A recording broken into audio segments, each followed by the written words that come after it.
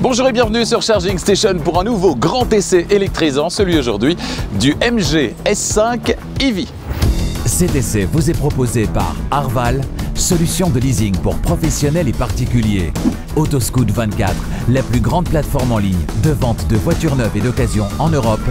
Et Luminus, des solutions de recharge qui vous suivent partout. Pourquoi être bon dans un seul domaine alors que vous pourriez être excellent dans 5? Ça, c'est la petite phrase qui se trouve au tout début de la brochure consacrée à ce MG S5 EV. Plutôt confiant, le constructeur.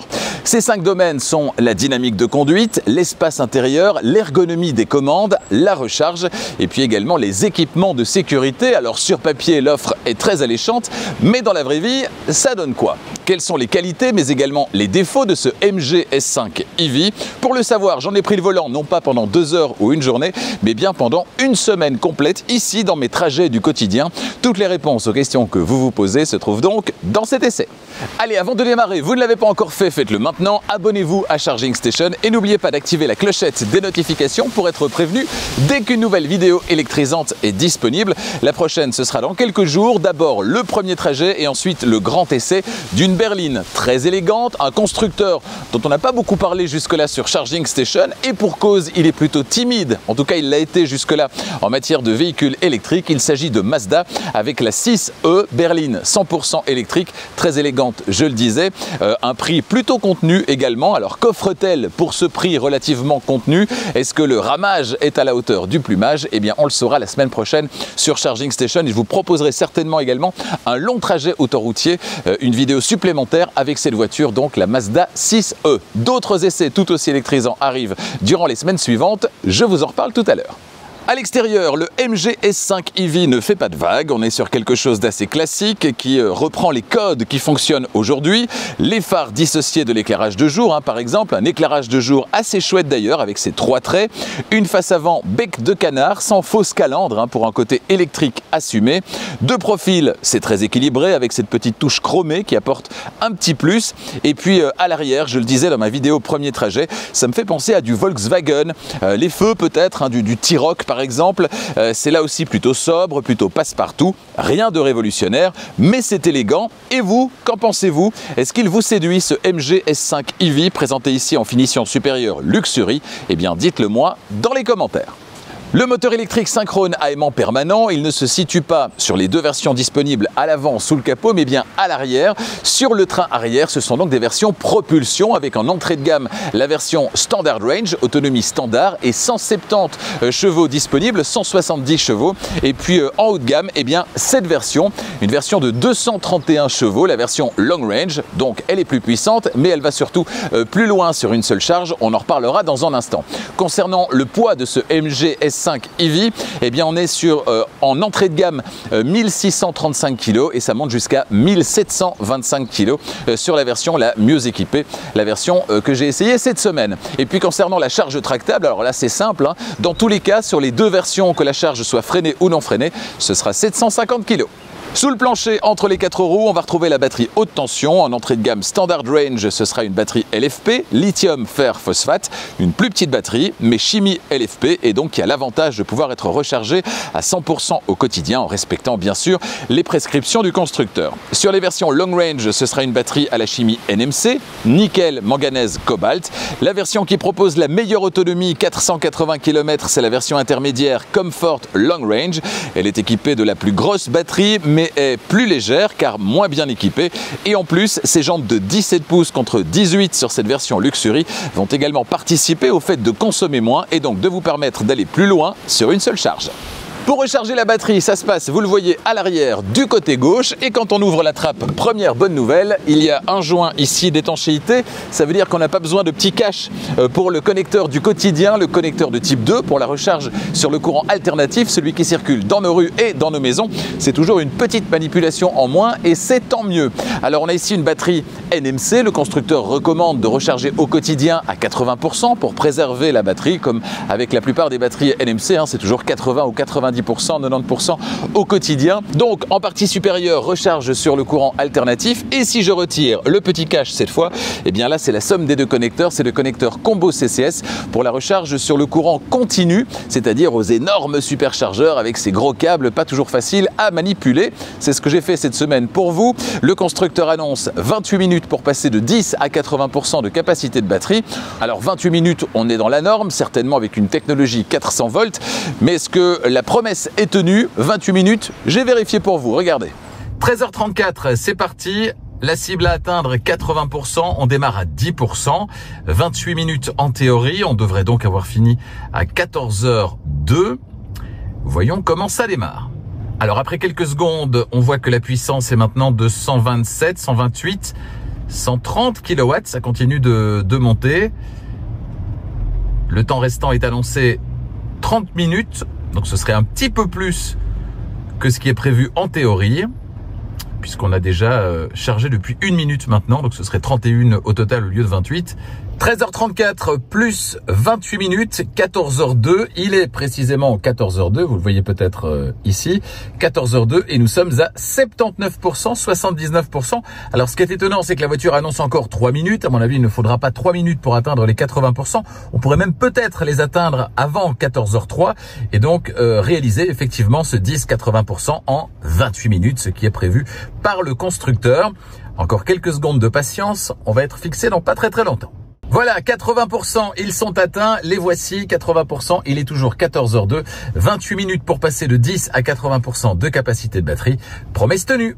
Toujours concernant la recharge, Luminus, partenaire de Charging Station, vous propose des solutions de recharge qui vous suivent vraiment partout, à la maison, au travail, mais également sur la route. Luminus, ce sont des bornes de recharge de dernière génération, histoire de vous faire profiter au meilleur prix et dans les meilleures conditions de votre nouvelle voiture électrique. Si vous voulez découvrir l'offre proposée par Luminus, vous informer, eh bien rendez-vous sur luminus.be/e-mobility. L'ouverture du haillon, elle est électrique. Attention, uniquement sur cette finition supérieure Luxury et vous pouvez ouvrir également avec le coup de pied sous le pare-choc. La capacité en configuration 5 places, 453 litres. Ça peut monter jusqu'à 1441 litres avec la banquette arrière fractionnable 60-40 complètement rabattue. Parmi les aspects pratiques, à l'intérieur, on va retrouver un filet à gauche et à droite, un crochet de chaque côté également, les anneaux aux 4 coins et puis un plancher qu'on peut placer en position supérieure ou inférieure ou le retirer évidemment. À l'avant, pas de frunk malheureusement. Notez cependant que le toit peut supporter 75 kg, 75 kg et la boule d'attelage 30 kg. Dans la suite de cet essai, je m'installe à l'avant, je vous fais découvrir le tableau de bord de ce MG S5 EV. D'abord, je prends place à l'arrière. Y est-on bien installé? Je dois vous dire que la surprise, elle est plutôt bonne ici aussi.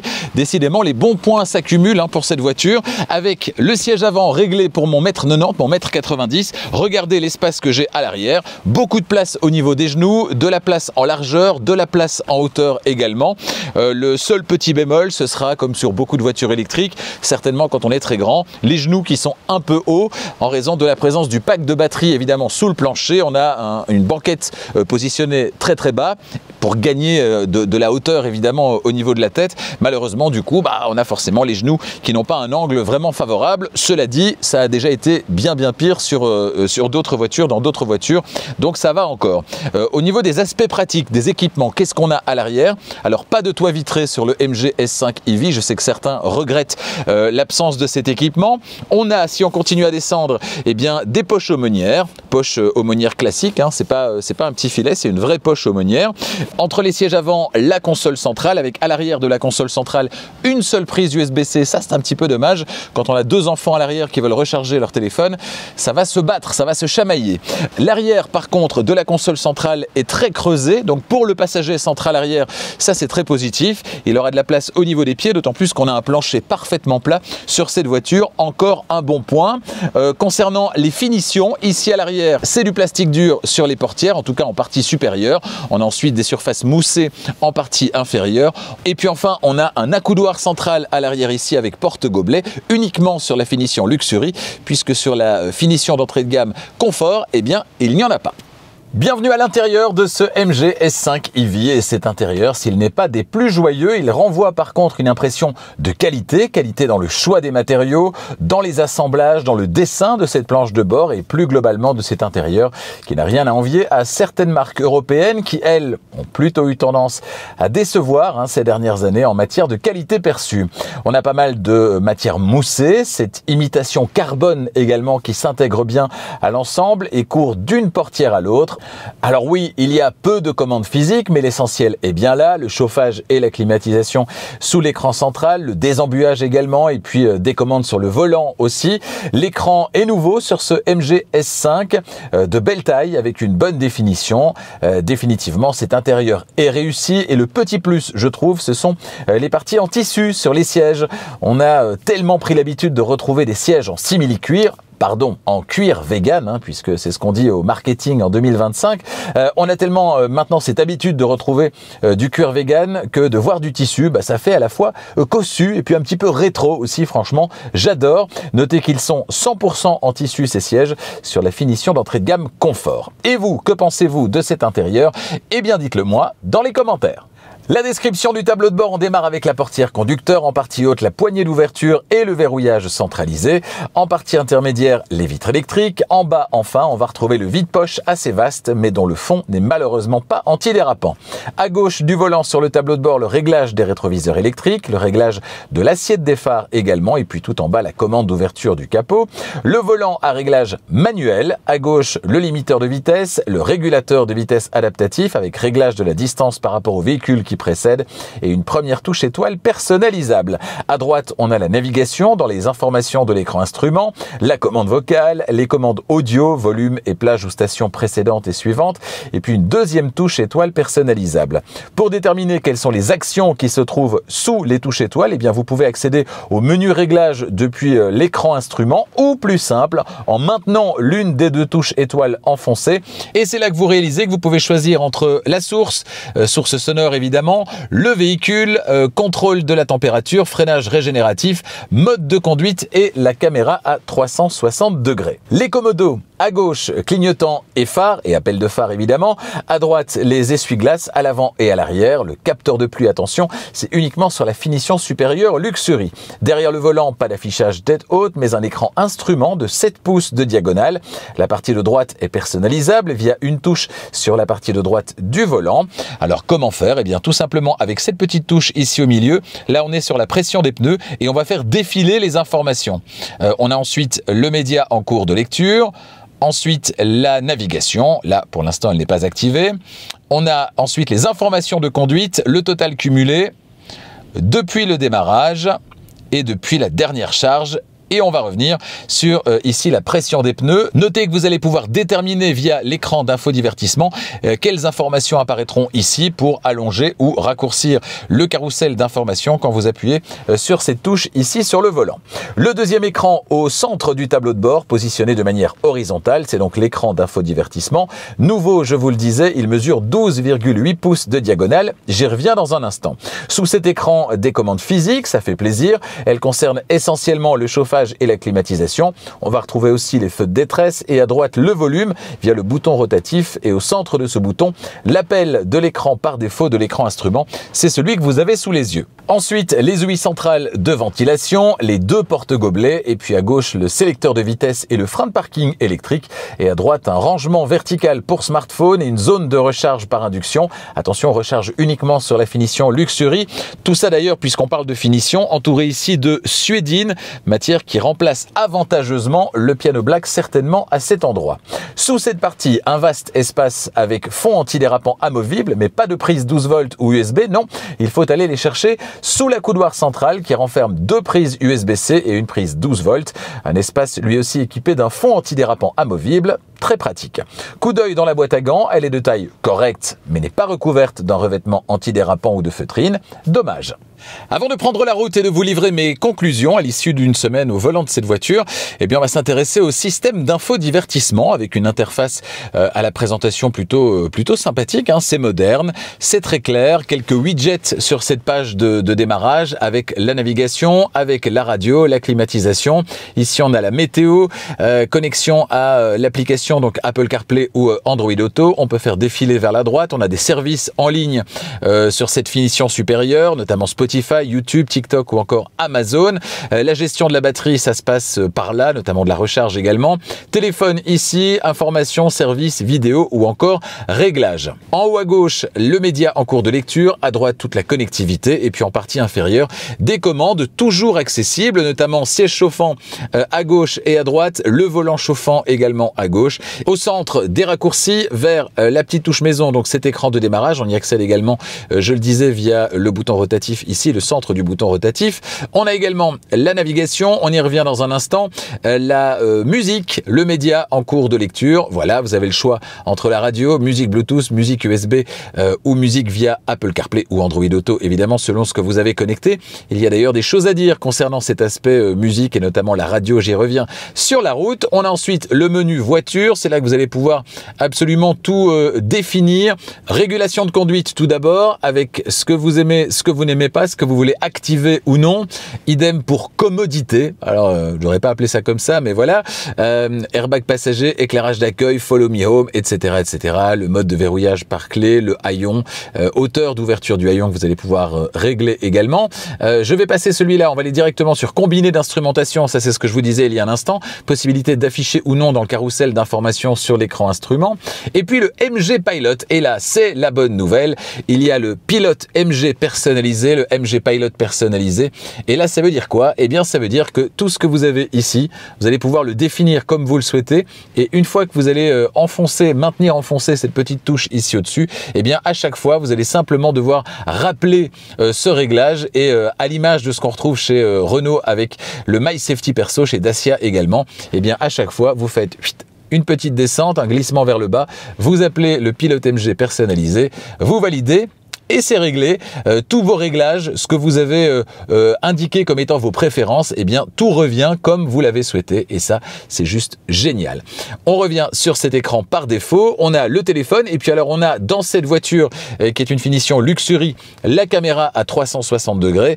Attention, ce sera juste une caméra de recul sur la finition d'entrée de gamme. Caméra à 360 degrés, qu'est-ce que ça raconte? Eh bien on a ici, vous le voyez, une caméra qui offre une belle définition, ici aussi d'ailleurs, vous allez pouvoir ici passer d'une vue à l'autre, à gauche, à droite, derrière et devant. On a ici une petite touche avec des paramètres, mise en transparence du véhicule, ça c'est vraiment bien. Radar, vous pouvez les activer ou les désactiver. Voilà, ligne de guidage, vous pouvez activer ou désactiver. Activation automatique de la caméra 360, vous pouvez activer ou désactiver. Et la bonne nouvelle, c'est effectivement que si je me mets maintenant à reculer, eh bien vous allez voir que la vue par transparence va s'activer. Et donc petit à petit, la vue simulée en dessous de la voiture, voilà, va laisser apparaître ce qui se passe en dessous de la voiture. Très intéressant, je le dis régulièrement, si vous avez une zone de parking avec deux bandes de dalles engazonnées, vous voyez précisément où vous allez et certainement quand vous devez vous arrêter. Voilà, on repart vers l'avant. Et là, vous le voyez, c'est l'avant qui passe en dessous de la voiture. C'est vraiment très très sympa. Donc, on revient sur ce menu par défaut, cet écran qui, ma foi, donne entière satisfaction en termes de rapidité. Franchement, c'est très très bien.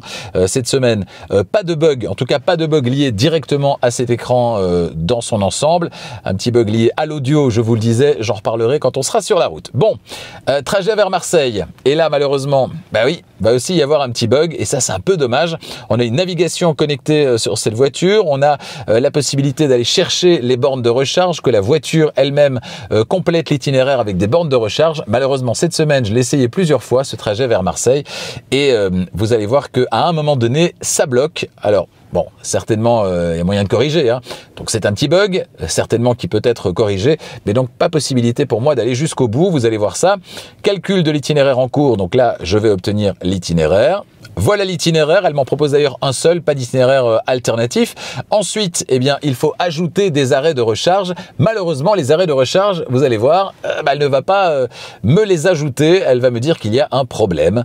Voilà, je vous ai passé la petite trentaine de secondes que ça dure avant d'obtenir ce message. Alors parfois il est en français, parfois il est en anglais.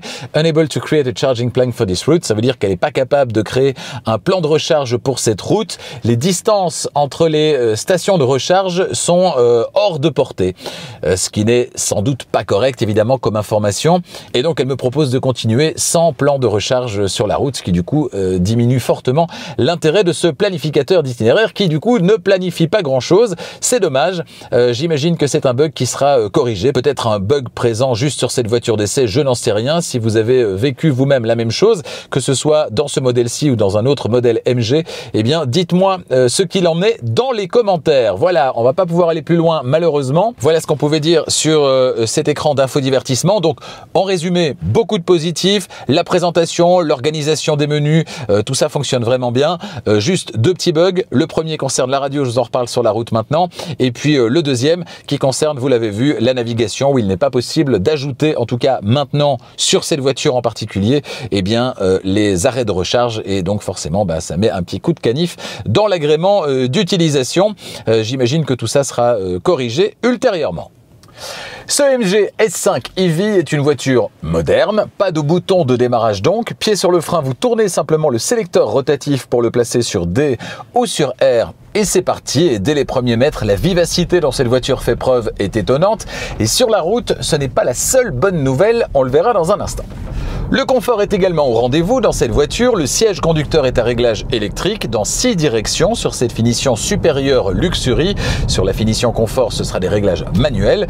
Et trouver sa position de conduite idéale est un jeu d'enfant. Sur cette finition supérieure, le conducteur a également droit à un réglage lombaire. Bref, c'est très confortable, suffisamment enveloppant aussi, en conduite plus dynamique. Les sièges avant chauffants et le volant chauffant, ça c'est 2 séries sur les 2 finitions, c'est un bon point.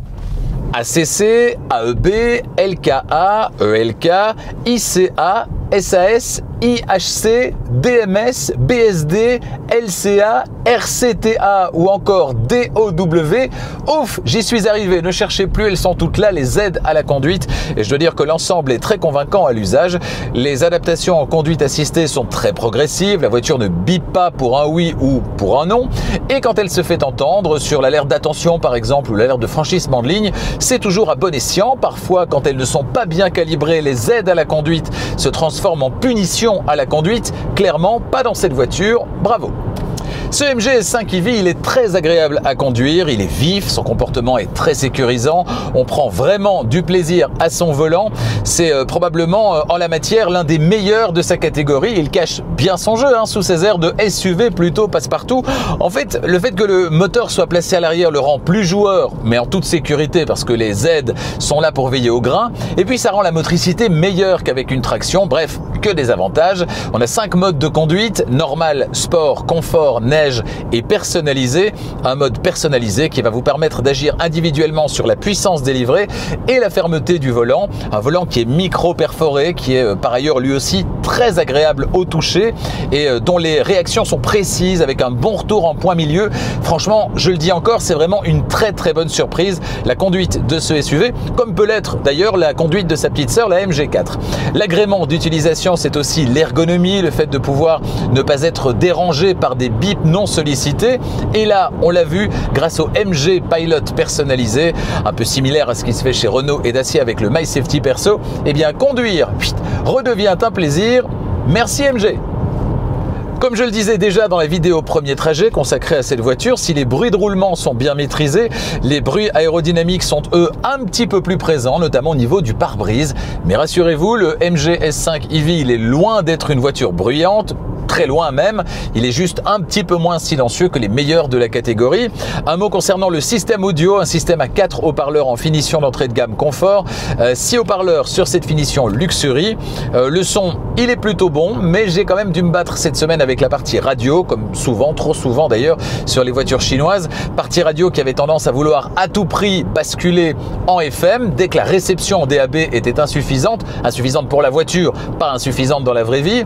J'ai donc dû me battre avec le basculement automatique DAB FM alors que la fonction était désactivée. J'ai donc redémarré le système d'infodivertissement en maintenant la touche maison ici enfoncée sur le tableau de bord et tout est rentré dans l'ordre. Rien à dire concernant l'Avas, l'avertisseur piéton, on ne l'entend pas depuis l'intérieur de l'habitacle et après 2 semaines au volant d'une Xpeng, ça fait des vacances. 10,53 mètres très précisément, c'est la valeur très intéressante revendiquée par ce MG S5 EV concernant le diamètre de braquage. Dans les faits, il braque donc très bien ce SUV, il est très maniable. Autre avantage de placer le moteur à l'arrière, c'est que ça libère de l'espace à l'avant pour faire tourner les roues. On obtient des bonnes valeurs comme celle-ci, c'est QFD. Et avec le système de caméra à 360 degrés présent uniquement, je vous le rappelle, sur cette finition Luxury, eh bien c'est carrément royal. Définitivement, ce MG S5 EV est le roi des parkings et le roi des villes. Oui, un SUV en ville. Bon. Concernant le freinage et la récupération d'énergie, autrement dit la réaction de la voiture au moment où vous allez lever le pied de l'accélérateur, vous avez le choix. La récupération et donc le ralentissement au lever de pied peut être une récupération faible, roue libre, modérée ou forte, sans toutefois aller jusqu'à l'arrêt complet. La réaction peut être adaptative également, donc variée selon les conditions de circulation. Mais moi, mon mode préféré, c'est évidemment le mode de conduite à une pédale, le vrai One Pedal Drive, qui va jusqu'à l'arrêt complet, qui est puissant quand il le faut. Un mode de freinage confort est également proposé. Il est supposé, je cite, rendre le freinage plus doux et plus régulier dans des conditions de freinage non urgentes. Personnellement, j'ai surtout trouvé qu'il ajoutait une mollesse inutile dans le ralentissement, ce freinage confort. Je l'ai donc désactivé pour ne garder que la vraie conduite à une pédale. Débarrassé de ce freinage confort, elle est vraiment très bien calibrée. C'est un régal. Vous n'utiliserez plus la pédale de frein que dans de rares occasions. En général, les situations d'urgence. Tiens, par exemple, j'arrive à un feu rouge, je lève le pied, voilà, et je vais aller jusqu'à l'arrêt complet. C'est vraiment très chouette. Concernant l'éclairage, sur ce MG S5 EV, on a droit à des phares et des feux entièrement à technologie LED. Alors, pas de phare matriciel, ok. L'allumage est automatique. Le basculement entre feu de route et feu de croisement est automatique. Vous voyez ce que ça donne dans l'obscurité. Le résultat est très convaincant. Rien à dire. L'autonomie théorique, jusqu'à 465 km en cycle mixte, norme WLTP sur cette finition Luxury. J'ai opté la plupart du temps pour une conduite tranquille, tout en conduisant de temps à autre, comme à chaque fois, de manière plus dynamique. Et cette semaine, il a fait entre 8 et 14 degrés au thermomètre. Alors attention, cette semaine, j'étais en congé, donc pas de trajet habituel, pas de trajet autoroutier. J'étais davantage sur national et en milieu urbain, ce qui a eu un impact positif évidemment sur la consommation. La consommation, justement, sur l'ensemble de la semaine, j'ai parcouru un petit peu moins de 400 km et en tenant compte de tous ces paramètres et des paramètres spécifiques liés à cette semaine, je suis arrivé à une moyenne de 16 kWh au 100. Cette valeur, elle va m'autoriser un bon 350 km sur une recharge à 100%. Dans mes trajets habituels avec davantage d'autoroute, je me serais sans doute rapproché des 18-19 kWh au 100, m'autorisant tout de même un bon 300 km sur une seule charge, ce qui reste extrêmement confortable. Et sur ce trajet en particulier, un trajet où je n'ai pas dépassé ici les 90 km/h, les 90 km/h, avec un petit peu de urbain, de 70, 70, de 90, 90. Là par contre, je suis à 13,7 kWh au 100 et là je suis donc bien au-delà de 400 km sur une recharge complète. Mais bon, qui roule 400 km en ville ? Pas grand monde certainement, donc l'autonomie en ville on s'en fiche un peu. Par contre l'autonomie sur route et sur autoroute certainement, ça c'est très important et cette voiture assure quand même un bon 300-350 km, c'est très correct. Dans la suite, la conclusion de cet essai, ça arrive. On va parler également des essais qui arrivent prochainement sur Charging Station. Et là tout de suite, on va parler du prix. Les voici pour la Belgique, la France et la Suisse. Alors cette voiture d'essai en Belgique est une version long range, finition Luxury, donc la finition supérieure. Prix de départ en Belgique, 39 985 €. Une seule option sur cette voiture, la peinture métallisée. Pour le gris foncé, celle que vous avez sous les yeux, pour le gris clair, le noir et le bleu, ce sera 650 €. Le blanc est la peinture de série. Surfez sur le site internet de MG qui correspond à votre pays, configurez votre MG S5 EV idéal. Ça va être très facile et très rapide et déterminez votre prix. Toujours concernant le prix, Arval, partenaire de Charging Station, vous propose des solutions de location longue durée, de leasing pour les entreprises mais également pour les particuliers. Alors pour les entreprises, on connaît ça depuis un certain temps, c'est le leasing opérationnel avec tous les avantages qui en découlent en termes de déductibilité, ça c'est propre aux entreprises, en termes de facilité de gestion au quotidien. Et cet avantage, eh bien, elle le partage avec le leasing pour les particuliers, le private lease.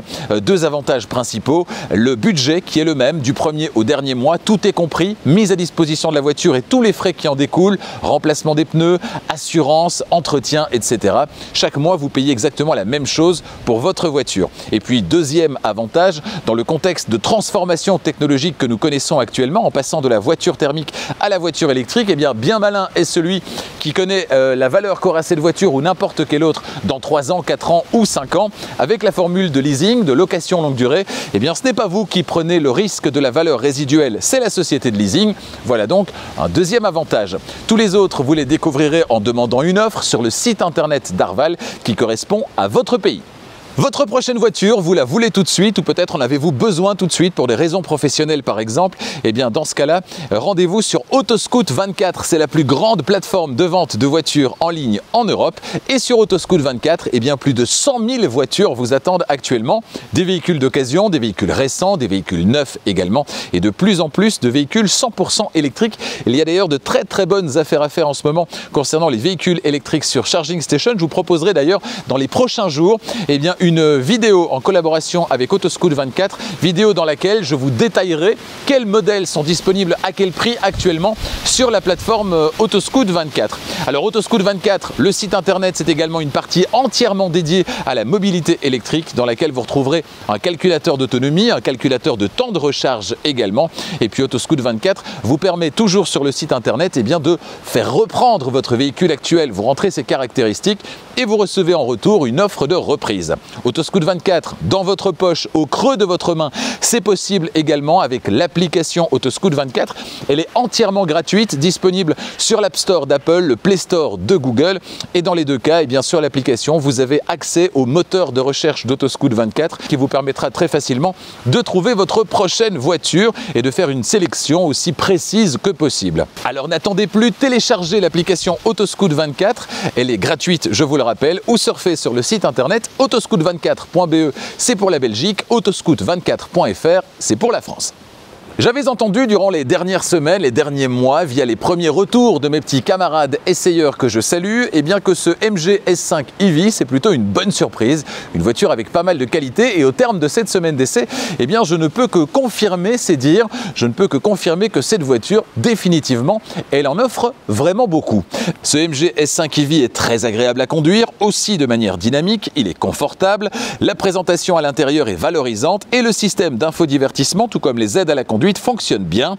Le seul vrai bémol observé cette semaine concerne le petit couac au moment d'ajouter les bornes sur le trajet vers Marseille, on l'a vu, mais j'imagine que ce sera corrigé. Deux gros plus par contre, la conduite à une pédale, la vraie, jusqu'à l'arrêt complet, et le menu MG Pilot personnalisé qui permet de rappeler vos réglages préférés facilement, à l'image, on l'a dit, de ce qui se fait chez Renault et Dacia avec le My Safety Perso. Cerise sur le gâteau, le prix est relativement contenu et en plus, MG propose sa garantie de 7 ans ou 150 000 km également sur le pack de batterie. Définitivement, ce MG S5 EV cache bien son jeu. A bientôt sur Charging Station pour d'autres essais électrisants. La semaine prochaine, je vous l'ai dit, la grande et élégante berline de Mazda, la 6e sera à l'essai, premier trajet et ensuite le grand essai. On ira ensuite chez Firefly avec ce modèle très prometteur. J'ai eu l'occasion de le découvrir il y a quelques semaines du côté de Zandvoort aux Pays-Bas à l'occasion de la EV Experience et je dois dire qu'il m'a laissé une impression extrêmement positive. On verra si c'est toujours le cas après la semaine d'essai. Chez Citroën, le IC5 Aircross. Alors rien à voir avec le IC3 Aircross. Ce IC5 Aircross, il se veut plus premium que son petit frère. On verra ce que ça donne et si c'est vraiment le cas. On ira ensuite chez Leapmotor. Je prendrai le volant de ce sympathique B10. On verra si son ramage, là aussi, est à la hauteur de son plumage. Chez Kia, je prendrai le volant d'une part du EV5, SUV de taille moyenne, entre le EV3 et le EV9. Et puis un transporteur de troupes. Ce sera le PV5 qui existe également en version transport de marchandises. Là, ce sera la version transport de personnes. Chez Nissan, la Micra évidemment, avant l'essai de la Leaf également qui a été renouvelée, ça ce sera dans quelques semaines ou quelques mois, une voiture très prometteuse également. Là ce sera donc la Nissan Micra, cousine technique de la Renault 5. Que vaut-elle au quotidien et puis surtout arrive-t-elle à faire oublier sa cousine technique?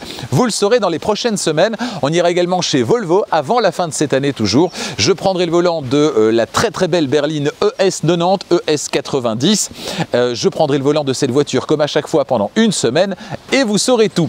Merci de votre incroyable fidélité à Charging Station. Si vous n'êtes pas encore abonné, eh bien abonnez-vous et n'oubliez pas d'activer la clochette des notifications pour être prévenu dès qu'une nouvelle vidéo électrisante est disponible. Si vous avez aimé cet essai, un petit pouce, ça fait toujours plaisir, ça ne coûte rien. Un partage également, ça fait plaisir. Partage sur vos réseaux histoire de faire grandir la chaîne.